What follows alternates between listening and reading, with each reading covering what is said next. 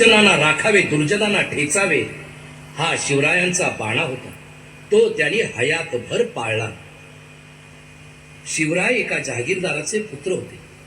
धन दौलत त्यांना कमी नव्हती, पण लहानपणीच त्यांना गुलामगिरीचा वीट आला होता.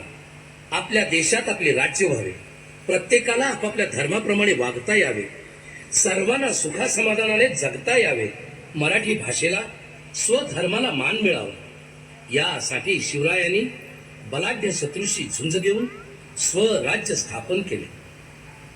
शिवरायांना मायबोलीचा अभिमान होता. राज्यकारभारात मराठी शब्द वापरता यावेत यासाठी राज्य व्यवहार कोश हा ग्रंथ तयार करून घेतला. हिंदवी स्वराज्य हे शिवरायांचे स्वप्न होते. हिंदवी म्हणजे हिंदुस्थानात राहणारे, मग ते कोणत्याही धर्माचे असो, कोणत्याही जातीचे असो, त्याचे राज्य हे हिंदवी स्वराज्य. म्हणून भवानी मातेने हिंदवी स्वराज्यासाठी तलवार दिली. आदर्श पुत्र, सावध नेता, कुशल संघटनिक पैलू आहेत. हे सारे पाहिले की पुन्हा पुन्हा वाटते शिवरायांचे आठवावे ऋतू, शिवरायांचे आठवावे प्रताप.